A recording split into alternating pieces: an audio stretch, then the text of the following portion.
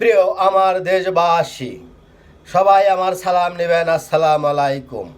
এক কানা টিভির চ্যানেল থেকে খবর পড়ছি, আমি আর এক কানা খন্দকার জামাল সরকার। তাই আজকে আপনাদের জন্য বিশেষ বিশেষ শিরোনামগুলো আমি আগেই বলে দেই। বিশেষ শিরোনাম হলো হাসনাতের গাড়ি বহরে গাজীপুরের থেকে হামলা করা হয়েছে। এটাই হলো আমার আজকে বিশেষ শিরোনাম।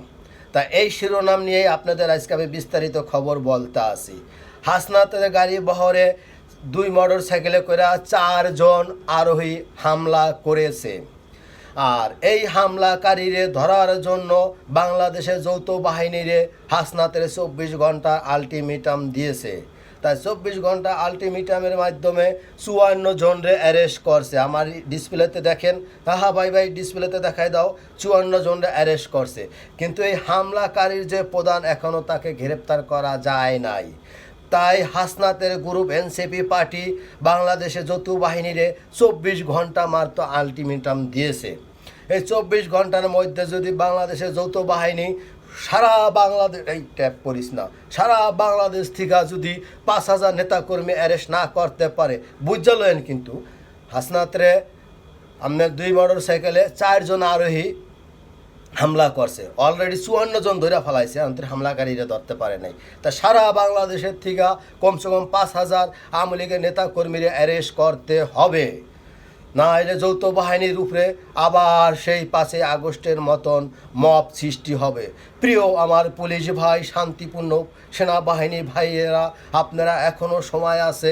হাসনাতের হাত থেকে বাঁচতে হইলে আপনারা কমসে কম বাংলাদেশের থেকে 5,000 আওয়ামী লীগের নেতাকর্মীরা অ্যারেস্ট করে ফেলান। আর না হলে আপনারা কিন্তু 24 ঘন্টার পরে মবের শিকার হবেন। এটার কিন্তু গ্যারান্টি আমি অন্ধকার জামাল দিতে আছি আমার টিভির থেকে, আমার চ্যালেঞ্জ থেকে, বুঝতে পারছেন। তাই শীঘ্রই আপনারা পুরো বাংলাদেশ থেকে আওয়ামী লীগের 5,000 নেতা কর্মীরা অ্যারেস্ট করেন। কিন্তু তারে কিন্তু হামলা করছে 4 জন, ভুললা যাইয়েন না। আর এই 4 জনের এখনও খুঁজা পাইতে আসে না, কিন্তু অলরেডি 54 জনরা অ্যারেস্ট করে ফেলাইছে। হাই রে আমার বাংলাদেশ, হাই রে আমার যৌথ বাহিনী, হাই রে আমার প্রিয় সেনাবাহিনী, আমার মাতৃভূমির গর্বর একটা বাহিনী, সেনাবাহিনী।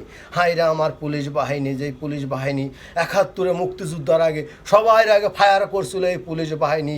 আজকে আমাদের সেই পুলিশ বাহিনীর কী অধপতন হয়ে গেছে মবের সৃষ্টির কারণে। তা আমার টিভির চ্যানেল থেকে আপনাদের জন্য এখন পর্যন্ত এতটুকুই ছিল। পরবর্তী নিউজ পাওয়ার জন্য আমার চ্যানেলটারে সাবস্ক্রাইব করুন, আমার সাথে থাকুন, আমার বেল বাটনটা একটু উঠাইয়া দিন, আমার সাথেই থাকুন। সালামু আলাইকুম, ভালো থাকুন।